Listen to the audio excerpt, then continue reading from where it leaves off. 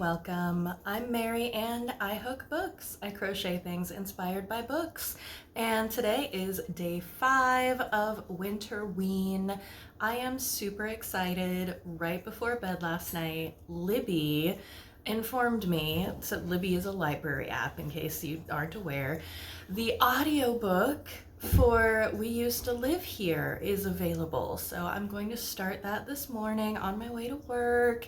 This was a big book last year and I've heard nothing but good things about it. So I'm super excited.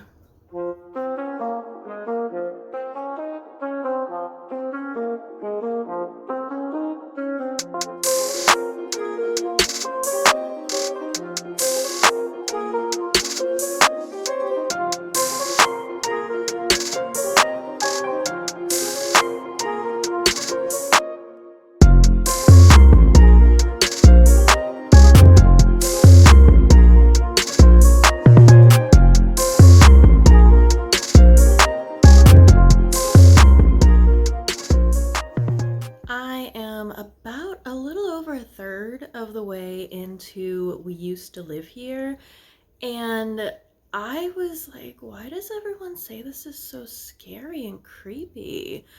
But it was just a super slow burn, and it lulled me into that false sense of security, so that first really creepy moment could just like pow and give me the shivers. So I'm a little like, what's going on? Like, I thought it was going to be one thing, and I don't know if it's gonna be that thing or if it's gonna be something else. Keeping it super vague to avoid spoilers. But so far, so good. Not what I was expecting, but enjoying it.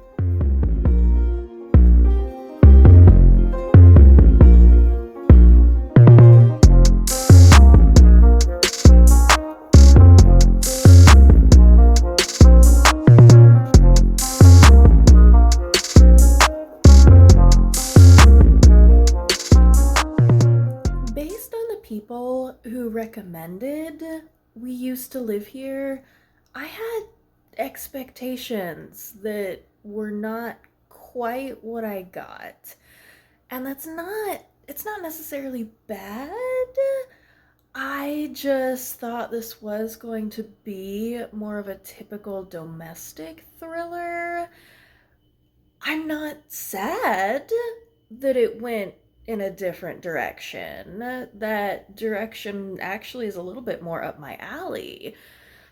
But it just was a little bit different than what I expected. And with my reading tastes, I've actually read not a ton with the same kind of creepy premise, but it's not unusual in my reading taste to have very similar story mechanics to this. So it was still good. It was still really creepy. It just wasn't, I think, as impactful for me as it was for a lot of people, because I am much more used to the story dynamics that unfolded.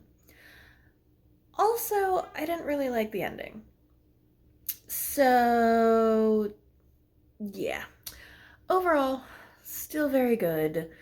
I would probably still recommend it, but didn't quite live up to my 5-star expectations.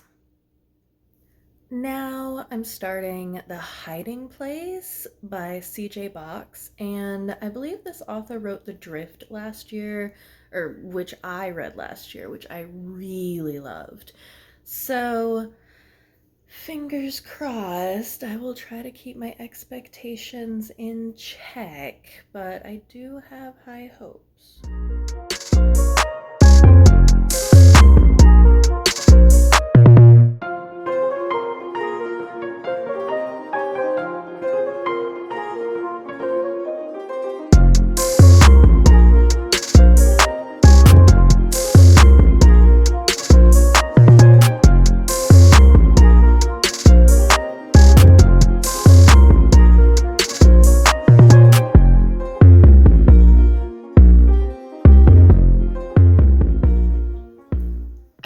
finished The Hiding Place, and I don't know what it is about CJ Tudor, but his writing for me is just addictive.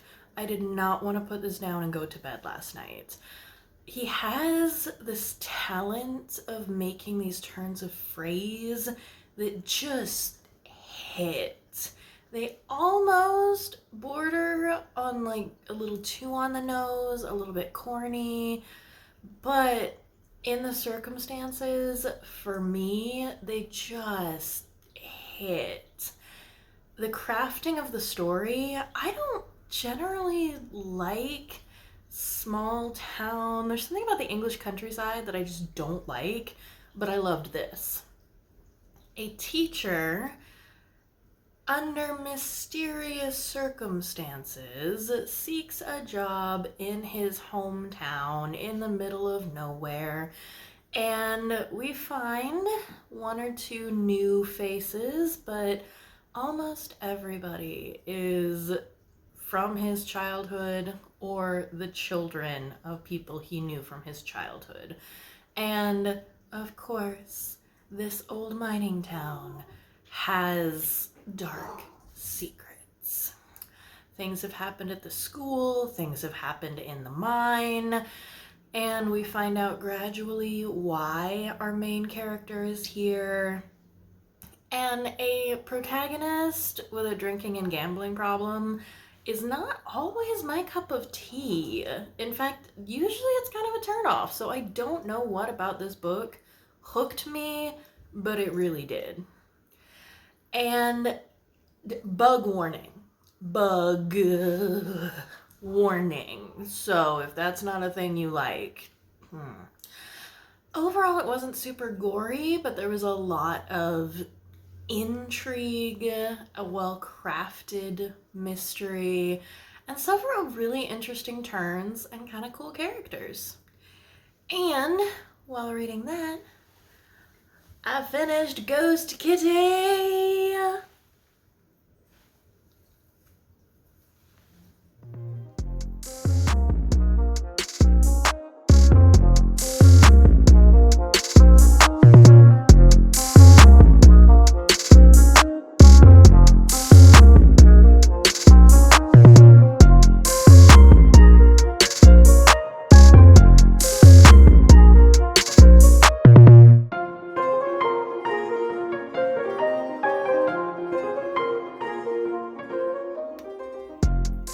I'm still working through Other Terrors.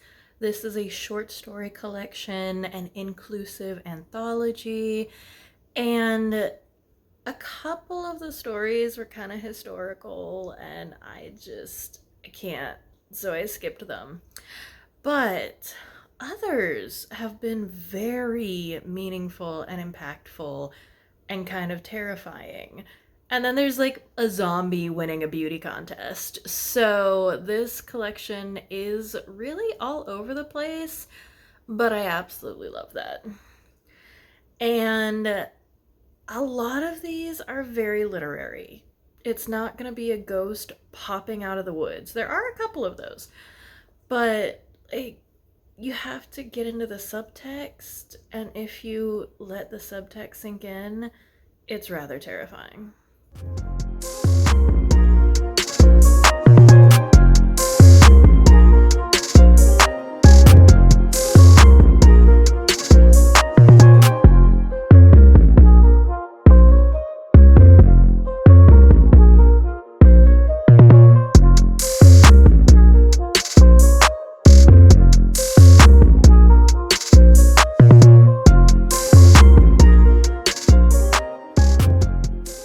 When it was really cold, I put a hood on, and when I took it off, my favorite earbud flew into my closet somewhere. So it's in the house, but who knows where it ended up. I found the other one, but we have to make do with the other half a dozen less well-fitting earbuds that I have at the moment. And I'm using those to listen to House of Last Resort. And this is especially interesting because in lieu of things happening and going to happen in a few weeks, I also was looking at moving to other countries, and there are countries and cities that will pay you to move there.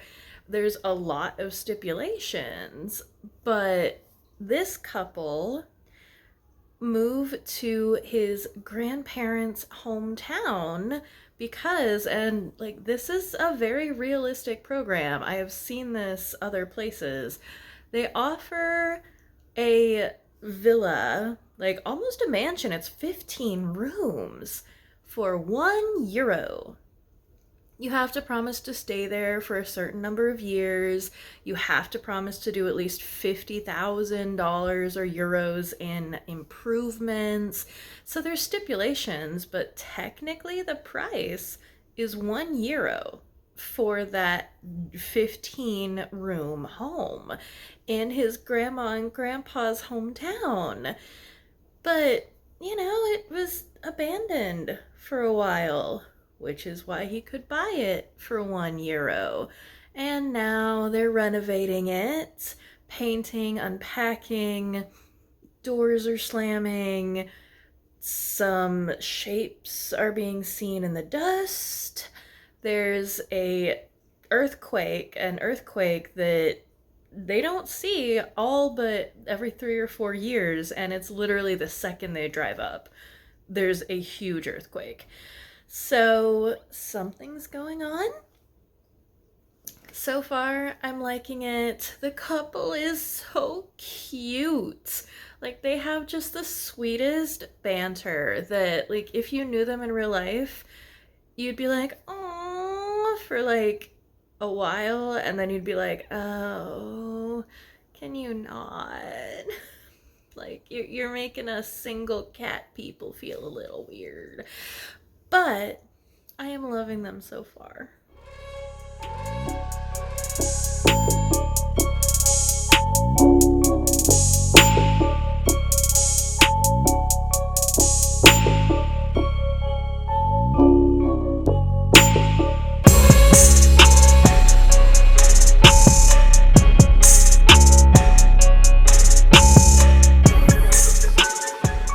Getting ready for bed on the last day of Winterween.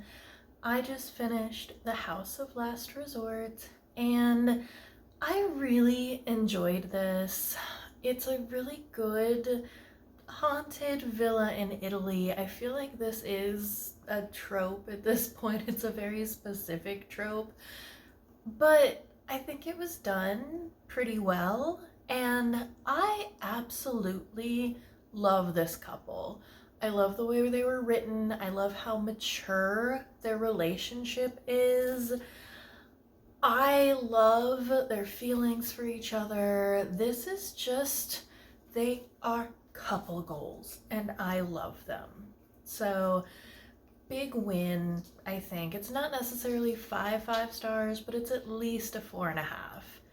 I have one story left to read in Other Terrors, and I'm going to probably read that before I go to bed tonight. And one of the stories by Stephen Graham Jones, sir, are you okay? Like, tiddlywinks. It would. So, yeah. Overall, this collection so far has been. Fry wants to hang out, but he doesn't want to necessarily be in the video. Overall, this collection has been a hit or miss. I actually skipped 3 of the stories because I just couldn't get into them, and they were kind of long for short stories, and they were kind of boring.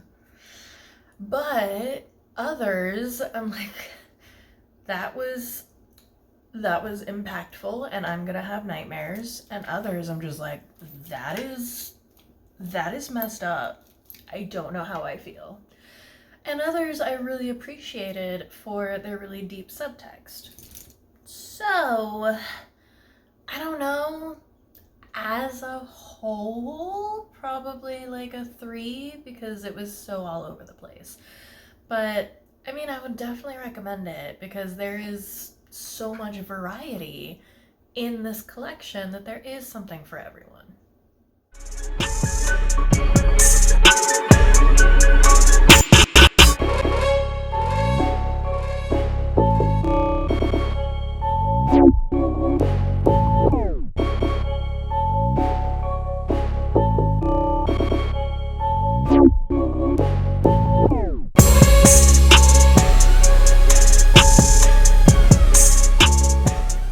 Apparently, last night I lied because I thought I had one more story left in Other Terrors, but that story was actually also included in another short story collection I read a couple weeks ago, so I didn't feel the need to read it again, even though it was a pretty good story.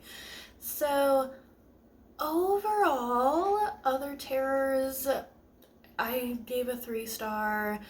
I would definitely recommend it. There's a lot of variety, and I think that almost everyone is going to find something scary in this collection.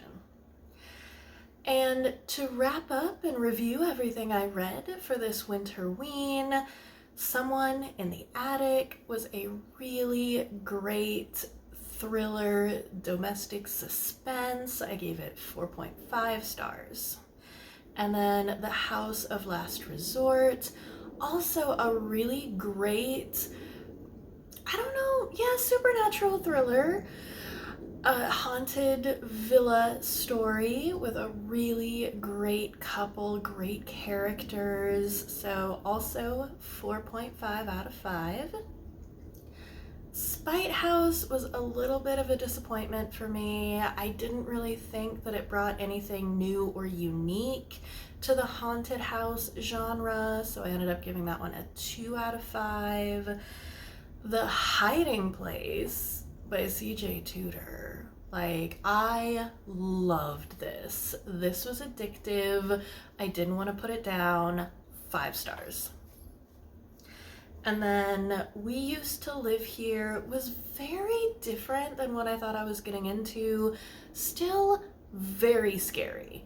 Very good. I gave it 4 out of 5. And then Haunting of Ashburn House, also a really great and I think unique version of a haunted house. I really liked the subversion of a lot of tropes in that one, so that was a 4.5. And then the audiobook, The Getaway, was just a big nothing burger, so 1.5. Overall, I really enjoyed Winterween. I enjoyed vlogging. I enjoyed making all my cutesy little ghosty buddies and haunted house. So let me know if you read anything for Winterween, if you're going to pick up any of these books that I suggested. And as always, please do the YouTubies, like, subscribe, share, comment, and in these times, scary or not, shoulders back, heads up, and breathe.